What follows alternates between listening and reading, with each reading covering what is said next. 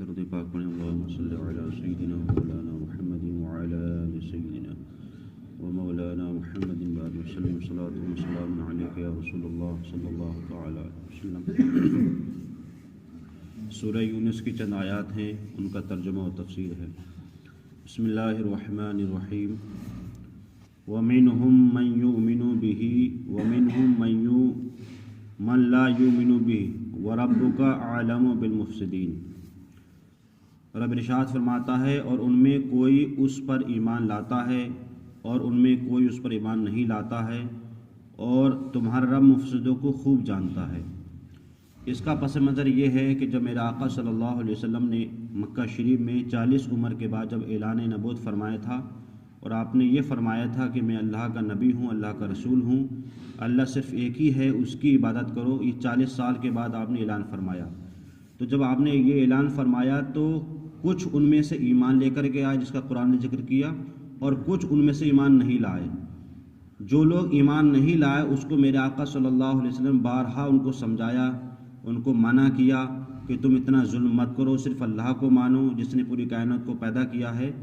تو جب وہ لوگ نہیں مانے تو اللہ تعالیٰ فرماتا ہے وَرَبُّكَ أَعْلَمُ بِالْمُفْسِدِينَ، تمہارا رب مفسدوں کو خوب جانتا ہے۔ مطلب جو لوگ فساد پھیلاتے ہیں، ایک تو یہ ہے کہ ایمان نہیں لاتے تھے،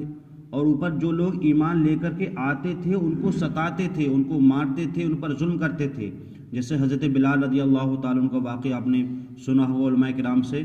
کہ آپ غلام تھے، آپ خدمت کرتے تھے، تو آپ ایمان لے آئے تھے، تو اس کے باوجود بھی حضرت بلال کو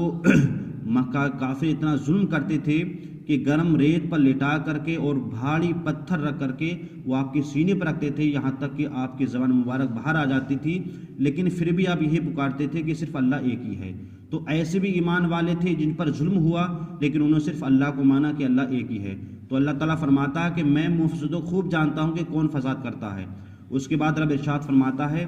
کہ وَإِن كَذَّبُوكَ فَقُل لِّي عَمَلِي وَلَكُمْ أَعْمَالُكُمْ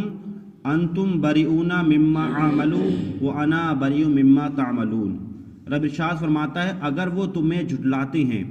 تو فرما دو کہ میرے لیے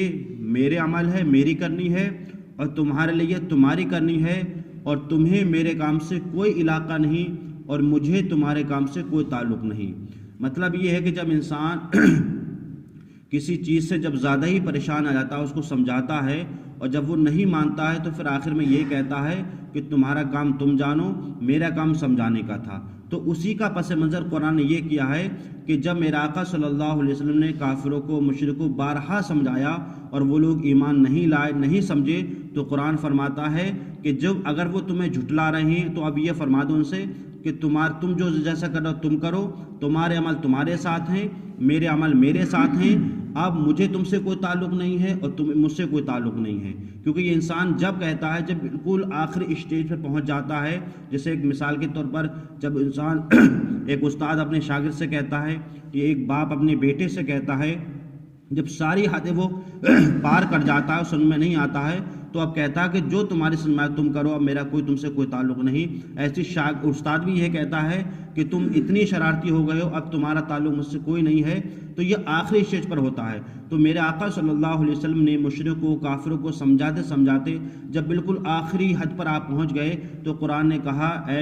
اے میرے محبوب ان سے کہہ دو کہ تمہارا عمل تمہارے ساتھ ہے، میرا عمل میرے ساتھ ہے، مجھے تم سے کوئی تعلق نہیں اور مجھے تم سے کوئی تعلق نہیں۔ جیسے کہتے ہیں کہ سب کو اپنی اپنی قبر میں سونا ہے۔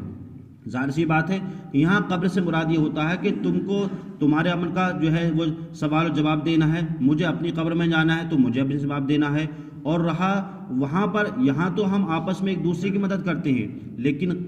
مرنے کے بعد پھر ہم آپس میں ایک دوسرے کی مدد نہیں کر سکتے۔ یہاں تک کہ باپ بیٹی کی مدد نہیں کر سکتا، بیٹا باپ کی مدد نہیں کر سکتا، ماں بیٹی کی مدد نہیں کر سکتی، بیٹی ماں کی مدد نہیں کر سکتی، کیونکہ سب کو اپنا اپنا حساب دینا پڑے گا، اور کسی کا بوجھ کسی پر لاتا نہیں جائے گا کہ صاحب تم نے گناہ کیا تھا تو اس کا عذاب اس کو ملے گا، یا اس نے گناہ کیا تھا اس کا عذاب اس کو ملے گا۔ جس نے گناہ کیا ہے، چاہے وہ باپ ہو، بیٹا ہو، ماں ہو، بیٹی ہو، بہرحال جس نے گناہ کیا ہے سب کو اس کا عذاب بھگتنا پڑے گا۔ آگے قرآن فرماتا ہے وَمِنْهُمْ مَنْ يَسْتَمِعُونَ إِلَيْكَ أَفَأَنْتَ تُسْمِعُ الصُّمَّ وَلَوْ كَانُوا لَا يَعْقِلُونَ، اور ان میں کوئی وہ ہیں جو تمہاری طرف کان لگاتے ہیں، یعنی تمہاری باتوں کو بہت اچھے طریقے سے سنتے ہیں، تو کیا تم بہروں کو سنا دو گے اگرچہ وہ انہیں عقل نہ ہو؟ مطلب کچھ مشرک ایسے تھے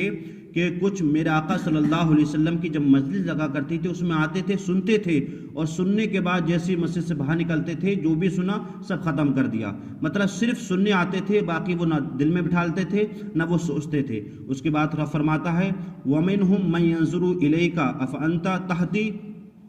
تَهْتَدِي الْعُمَى وَلَوْ كَانُوا لَا يُبْصِرُونَ، اور ان میں کوئی تمہاری طرف تکتا ہے، دیکھتا ہے، کیا تم اندھوں کو راہ دکھاؤ گے اگرچہ وہ نہ سوچے؟ ان اللہ لا یظلم الناس شیئا ولکن الناس انفسهم لا یظلمون۔ قرآن ارشاد فرماتا ہے ولکن الناس انفسهم یظلمون، کہ بے شک اللہ لوگوں پر کچھ ظلم نہیں کرتا، ہاں لوگ خود ہی اپنی جانوں پر ظلم کرتے ہیں۔ مطلب یہ ہے کہ آج ہمیں جو اپنے گناہوں کی جو پریشانیاں مل رہی ہیں، مصیبتیں مل رہی ہیں، یہ ہمارے اپنے کرتوت ہیں۔ اللہ تعالیٰ کسی پر ظلم نہیں فرماتا ہے، وہ رحیم ہے، وہ کریم ہے، وہ جو ہے رحم فرماتا ہے، کرم فرماتا ہے۔ ہم پر اگر ظلم ہوتا ہے وہ ہمارے اپنے کرتوت ہوتے ہیں، اپنے بدعمالیاں ہوتی ہیں، جن کی وجہ سے ہم پر عذاب یا گناہ یا ہم پر ظلم کیا جاتا ہے۔ اللہ تعالیٰ ہمیں اور آپ کو صحیح طریقے سے قرآن مجید سمجھنے کی، اس پر عمل کرنے کی توفیق عطا فرمائے۔ اللہم صلی علی